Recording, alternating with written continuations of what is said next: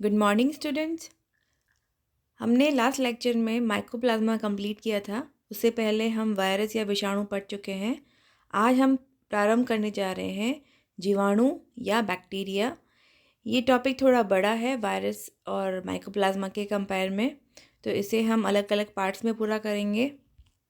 पहले हम देखते हैं कि आपके सिलेबस में क्या पढ़ना है हमें बैक्टीरिया में। तो आप देख पा रहे हैं बैक्टीरिया में आपको पढ़ना है स्ट्रक्चर मतलब उसकी संरचना, न्यूट्रिशन पोषण, रिप्रोडक्शन जनन तथा इकोनॉमिक इम्पोर्टेंस या आर्थिक महत्व। ये चारों टॉपिक हम कवर करेंगे बैक्टीरिया में। हिंदी में बात करें तो जीवाणु की संरचना, पोषण, प्रजनन तथा आर्थिक महत्व हम पढ़ने जा रहे हैं। बैक्टीरिया की हम बात करें तो एक चीज़ मैं आपको क्लियर कर दूं कि बैक्टीरिया होता है एक वचन बहुवचन या प्लूरल, और बैक्टीरियम होता है एक वचन या सिंगुलर। तो दोनों शब्दों में आपको कंफ्यूज नहीं हो रहा है। इसी प्रकार से आगे भी ऐसे कई शब्द आएंगे जिसमें केवल एक वचन और बहुवचन का अंतर है। तो अगर आप बैक्टीरिया लिख रहे हैं मतलब बहुत सारे बैक्टीरिया, और बैक्टीरियम मतलब एक single bacteria. So bacteria are single-celled microorganisms with the absence of nucleus and other cell organelle. Hence they are classified as prokaryotic organism. तो जीवाणु क्या होते हैं? जीवाणु एक कोशिकीय प्रोकैरियोटिक ऑर्गेनिज्म या सजीव होते हैं। माइकोप्लाज्मा जो होते हैं वो जीवाणु के कंपेयर में छोटे होते हैं, तो स्मॉलेस्ट तो हमेशा माइकोप्लाज्मा ही रहेंगे, but they both are prokaryotic, दोनों प्रोकैरियोटिक सजीव हैं। हिस्ट्री, तो जीवाणु के खोज का श्रेय जो दिया जाता है वो दिया जाता है एंटोनी वॉन ल्यूवेनहॉक। आपने नाम सुना होगा ल्यूवेनहॉक का। इनका माइक्रोस्कोप में भी इनका नाम लिया जाता है।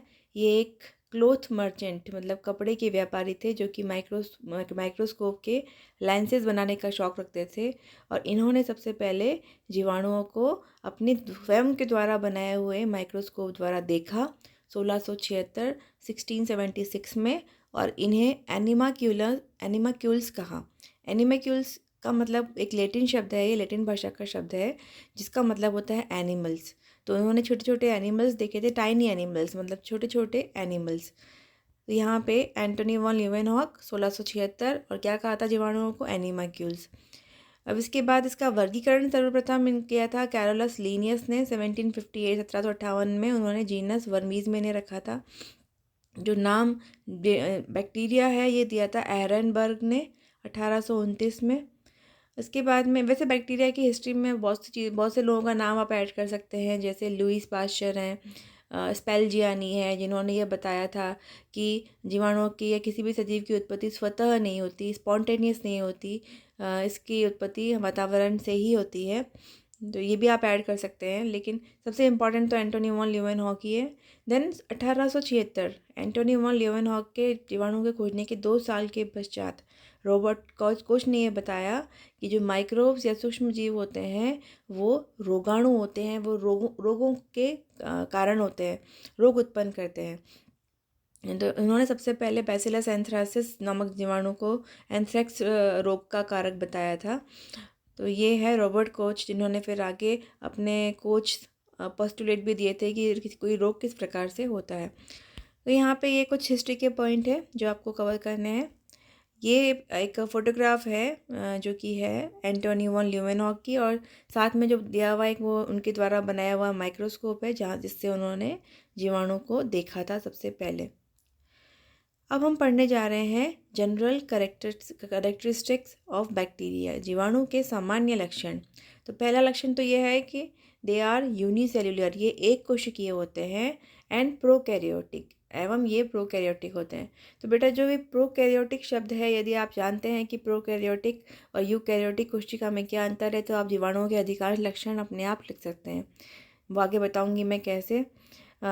जैसे आप जानते हैं कि प्रोकैरियोटिक जो कोशिका होती है उसमें न्यूक्लियस नहीं पाया जाता, या उसमें प्राक न्यूक्लियस या न्यूक्लियोइड पाया जाता है। इसमें किसी प्रकार की न्यूक्लियोलस या केंद्रक झिल्ली या केंद्रिका नहीं पाई जाती। इसमें किसी प्रकार के झिल्लीबद्ध कोशिकांग नहीं पाए जाते। तो यही कुछ मुख्य लक्षण हैं जो कि प्रोकैरियोटिक कोशिका के हैं, तो वही जीवाणु के लक्षण भी होंगे। बैक्टीरिया आर ओमिनी प्रेजेंट, मतलब बैक्टीरिया जो होते हैं वो सर्वव्यापी होते हैं, सब जगह पाए जाते हैं।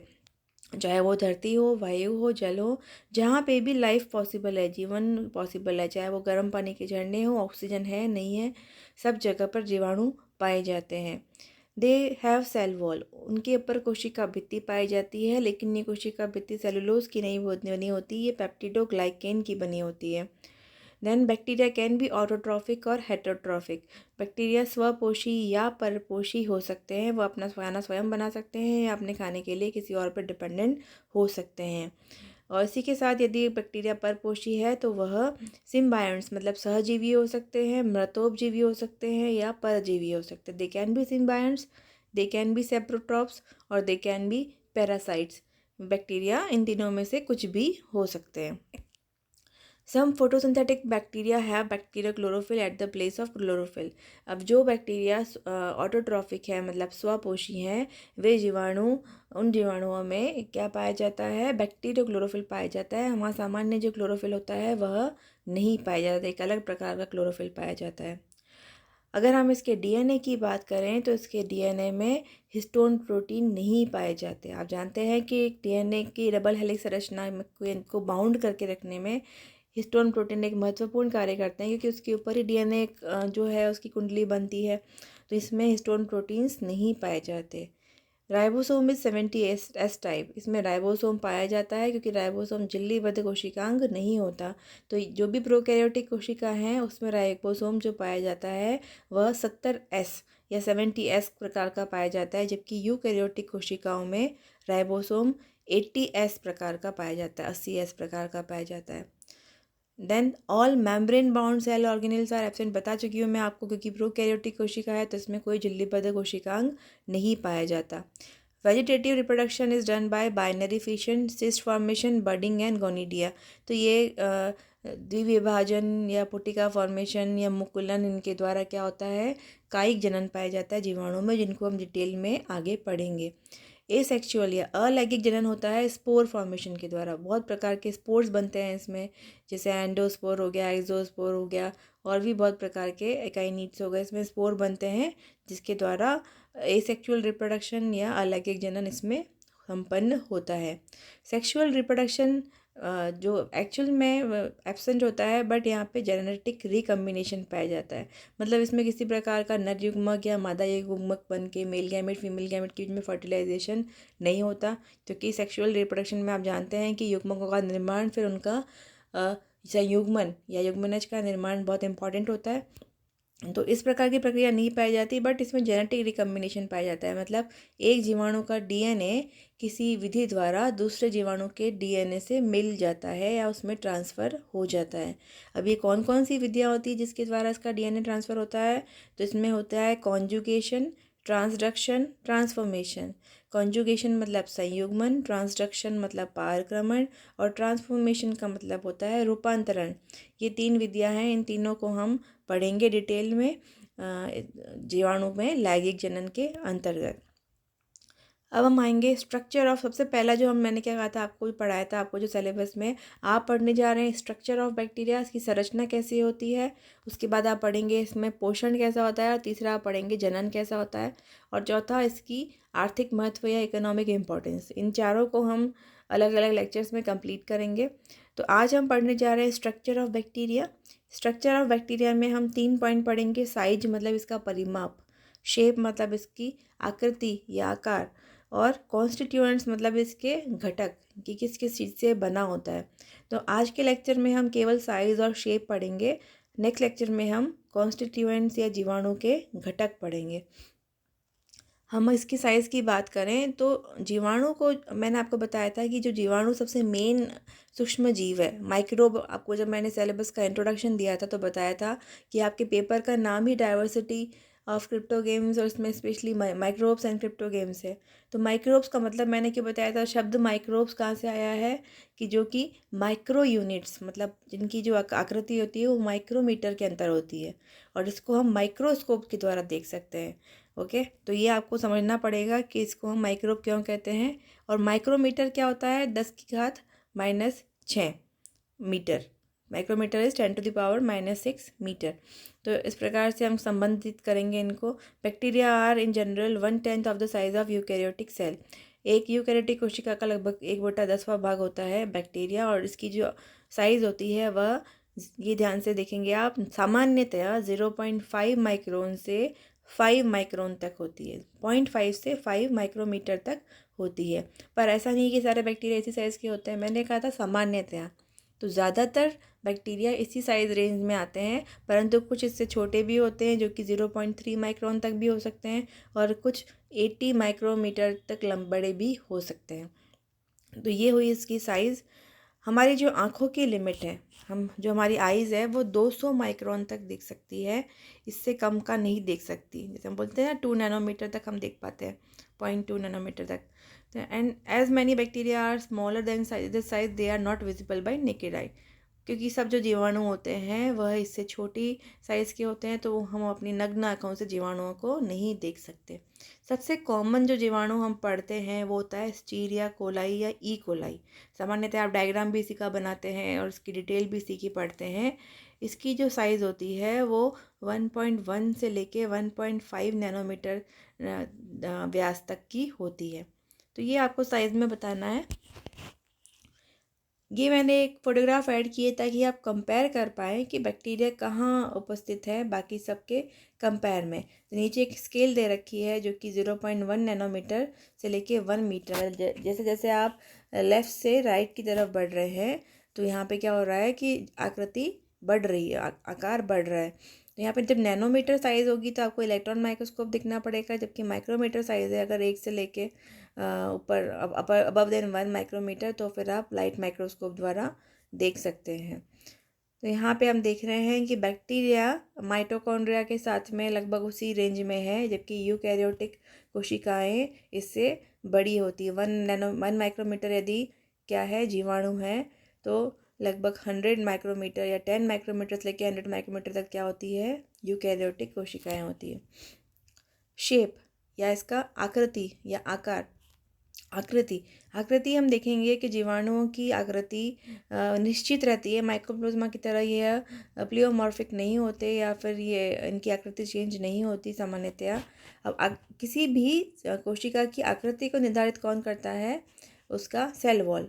सेल वॉल क्योंकि कठोर होती है, जिस आकृति की सेल वॉल रहेगी तो वो उसी शेप में रहेगा वो कोशिका।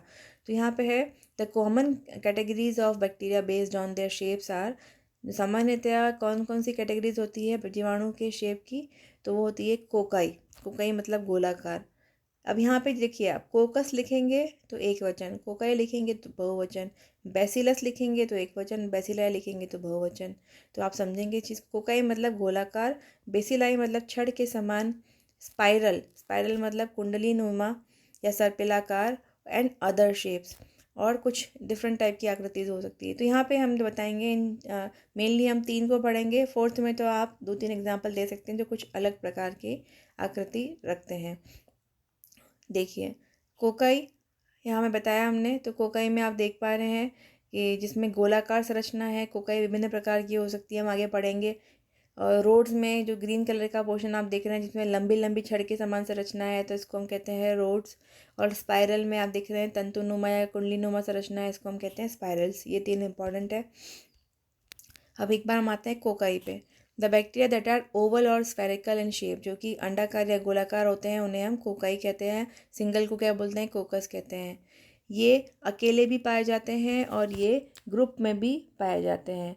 और ये सामान्यतया अगर हम इनको ऊपर से देखें तो ये चपटे नज़र आते हैं ग्रुप्स के अंदर। It is assumed that coccoid form व derived from rod shaped organism है। ऐसा माना जाता है कि जो कोकाई या गोलाकार जीवाणु है, यह रोड शेप मतलब बैसिलस जो होते हैं उनसे एवोल्यूशन के टाइम उनसे उत्पन्न हुए हैं। Cocci bacteria can be arranged either singly और इन पेयर्स। मैं बता चुकी हूँ आपको कि ये विभिन्न प्रकार के अरेंजमेंट्स में पाए जाते हैं। उसी के आधार पर इसके विभिन्न प्रकार बताए गए हैं। कोकाई विभिन्न प्रकार का हो सकता है। These cells remain attached during cell division. जब कोशिका विभाजन भी होता है तो ये आपस में चिपक के रहते हैं। Cocci can be monococcus, diplococcus, tetracoccus, sarcina, streptococcus और स्टेफाइलोकोकस। अब ये 6 प्रकार के कोकाई हो सकते हैं, तो इसको हम समझेंगे डायग्राम के द्वारा। सबसे पहले मोनोकोकस, इसमें केवल एक गोलाकार कोशिका अकेली पाई जाती है, इसको हम कहते हैं मोनोकोकस। और इसका एग्जाम्पल हम लेंगे माइक्रोकोकस ओरियस। आप केवल एक ही एग्जाम्पल याद कर लीजिए तो आपको समझ में आ जाएगा। यहाँ पे आपको डिप्लोकोकस में जैसे 2 दिख रही है, तो यहाँ पे सिंपल एक गोला पाया जाएगा किसमें, मोनोकोकस के अंदर।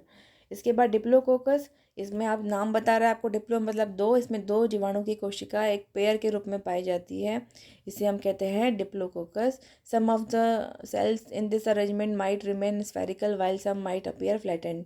कुछ गोलाकार नज़र आती है और कुछ चपटी हो जाती है। इसका एग्जाम्पल है स्ट्रेप्टोकोकस न्यूमोनी, जिससे न्यूमोनिया रोग जिस जीवाणु द्वारा होता है वह इसका उदाहरण है। इसको पहले हम डिप्लोकोकस न्यूमोनी कहते थे, अब इसको स्ट्रेप्टोकोकस न्यूमोनी कहते हैं। तो ये हो जाएगा, ये जो दिख रहा है आपको डिप्लोकोकाई, हम देख रहे हैं डायग्राम में। देन टेट्राकोकस, इसमें नाम दिखा रहा है टेट्रा मतलब 4। यदि 4 कोशिकाएं समूह में पाई जाती है इसको हम कहते हैं टेट्राकोकस। और यहाँ पे the arrangement results when the cells divide in 2 planes. पहले एक अनुप्रस्थ विभाजन हो जाता है, उसके बाद में एक अनुदैर्ध्य विभाजन होता है, तो हमको 4 कोशिकाएं प्राप्त होती है। इसका उदाहरण है नाइसीरिया।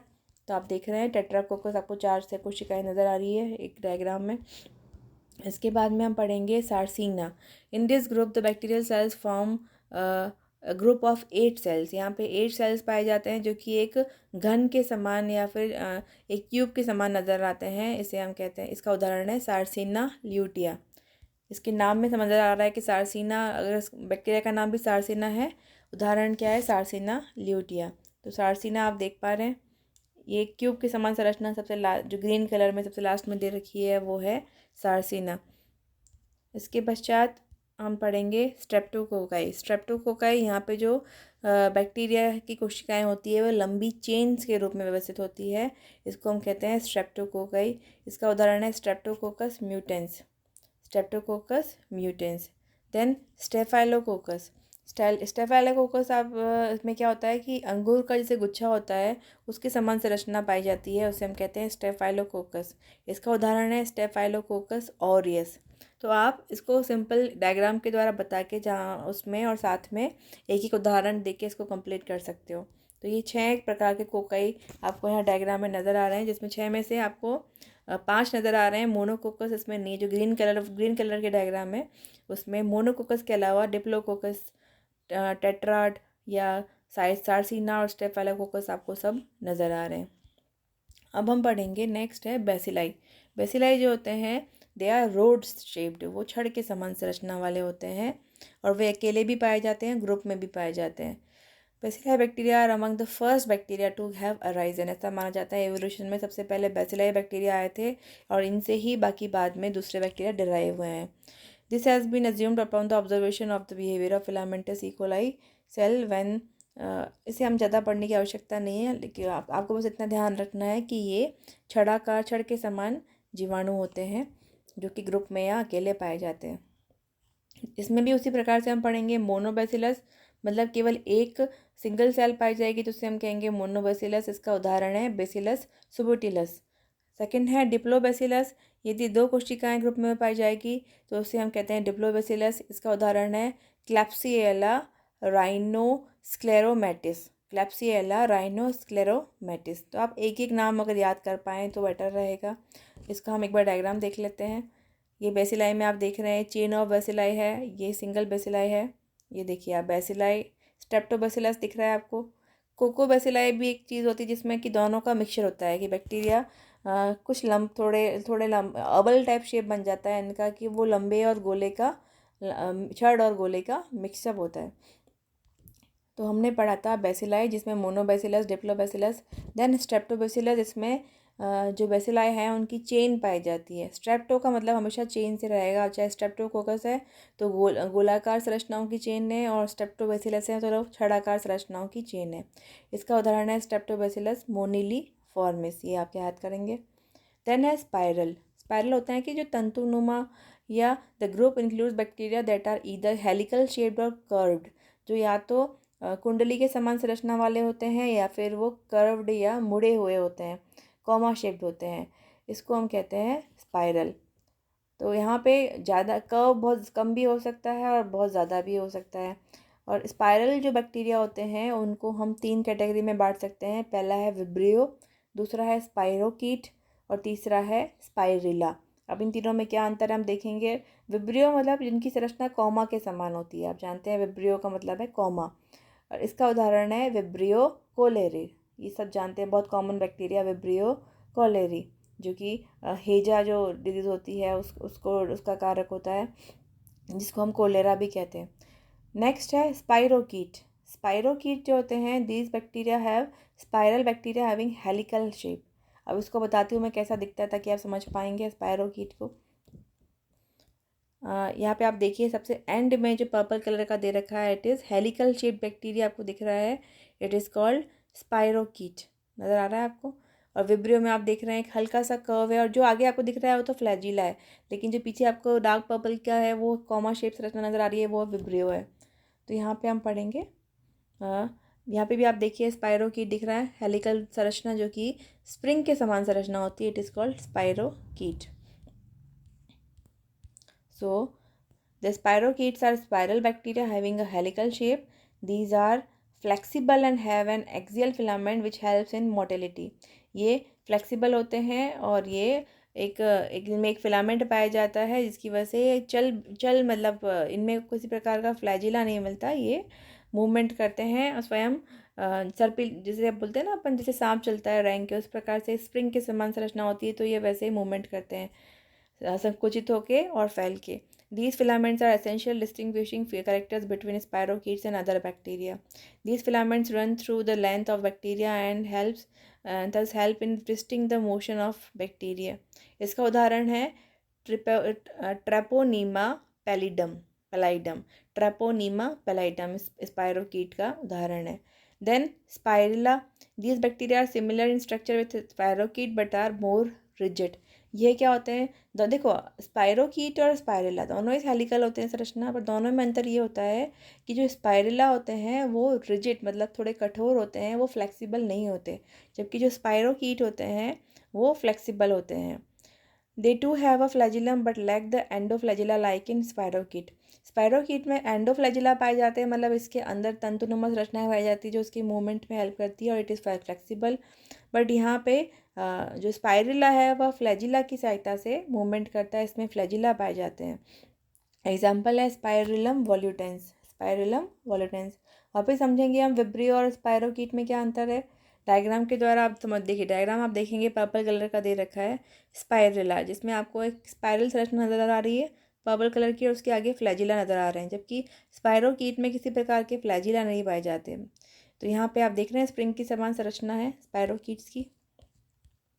तो इस प्रकार से हमने कौन कौन से पढ़ लिए, हमने स्पायरल पढ़ लिया है, हमने बैसिलस पढ़ लिया और कोकाई पढ़ लिया है। अब कुछ अदर शेप्स मतलब कुछ एक स्पेशल प्रकार के शेप्स पाए जाते हैं जीवाणुओं के, जिनके कुछ उदाहरण हम लेंगे, जैसे फिलामेंटस बैक्टीरिया। फिलामेंटस बैक्टीरिया ऐसे बैक्टीरिया होते हैं जो कि बिल्कुल धागे के समान, पतले धागे के समान संरचनाएँ होती हैं इनकी, और इसे हम कहते हैं फिलामेंटस बैक्टीरिया। उदाहरण है एक्टिनोमाइसिटीज़।